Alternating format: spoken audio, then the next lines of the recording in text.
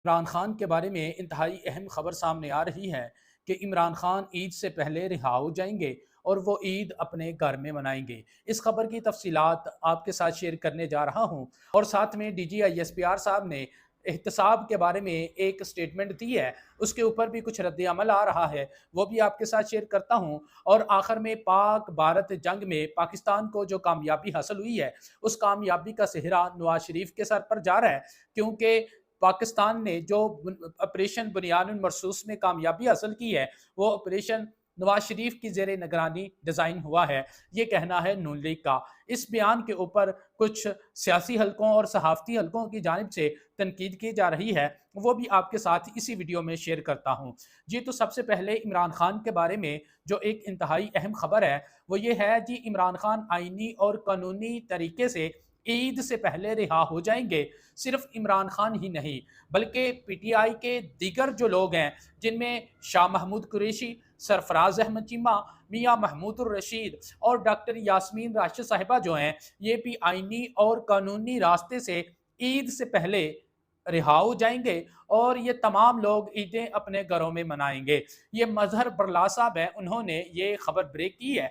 आप अगर इस खबर को नजम सेठी की उस खबर के साथ रिलेट करें, तो फिर इस खबर में कुछ सदाकत नजर आएगी। जो नजम सेठी साहब ने कहा था कि जिस वक्त पाकिस्तान और भारत के दरमियान कशीदगी बढ़ रही थी और उस दौरान एक गैर सियासी शख्सियत ने अडियाला जेल में इमरान खान से मुलाकात की है, और उस मुलाकात के बाद उस जो गैर सियासी शख्सियत है, उसने इमरान खान को ये कहा था, हम आपकी रिहाई की कोशिश करते हैं, कुछ रास्ता निकालते हैं। तो इमरान खान ने कहा था, मैं आइनी और कानूनी मतलब मुझे अदालतों के जरिए मुझे सजा हुई है और मैं अदालतों से ही बरी होना चाहता हूँ। अगर आप इस खबर को, नजम सेठी की खबर को मजहर परलास की खबर के साथ रिलेट करें, तो किसी हद तक इस खबर में सदाकत नजर आ रही है कि हो सकता है इमरान खान ईद से पहले रिहा हो जाएं और ये ईद अपने घर में मनाएं। इसके बाद जी, DGI SPR की जानब से एहतसाब के बारे में एक बात हुई है। उन्होंने कहा है कि आपको लोग कहते थे कि ये लोग अपना काम नहीं करते। बेटा, आप इनसे पूछो कि फौज ने अपना काम किया है या नहीं किया।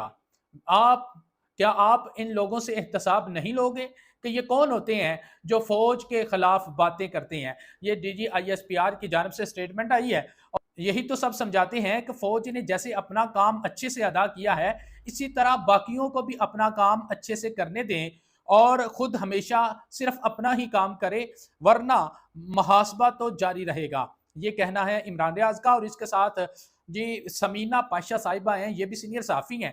इनका ये कहना है जी, फौज अपना काम बेहतरीन करती है, इसलिए सब चाहते हैं कि फौज सिर्फ और सिर्फ अपना ही काम करे। तनकीद फौज के गैर नसाबी कामों पर होती है, अपना काम करने पर नहीं।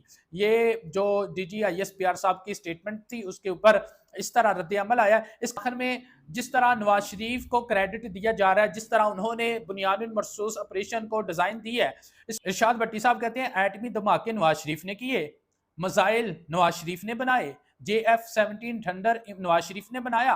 अगर थोड़ा टाइम मजीद मिल जाता तो इलामा इकबाल वाला ख्वाब भी नवाज शरीफ ने देखना था और कायद आजम के साथ मिलकर पाकिस्तान बनाने की कोशिश भी नवाज शरीफ ने करनी थी।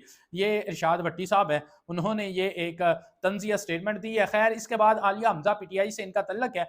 ये कहती हैं ये शायद पाकिस्तान बनाने का क्रेडिट भी अब्बा जान को दे दें, जैसे इन्होंने जंग का क्रेडिट में गुमनाम सिपाही को दे दिया। और बाज लोगों का ये भी कहना था, भाई मोदी का नाम लेकर ना नवाज शरीफ ने, ना मरियम नवाज ने, ना शहबाज शरीफ ने कोई स्टेटमेंट दी नहीं है, तो फिर ये गुमनाम सिपाही इसने किस तरीके से ये सारा डिजाइन जो है वो तरतीब दे दिया है। अपनी राय का आप जरूर इजहार कीजिएगा।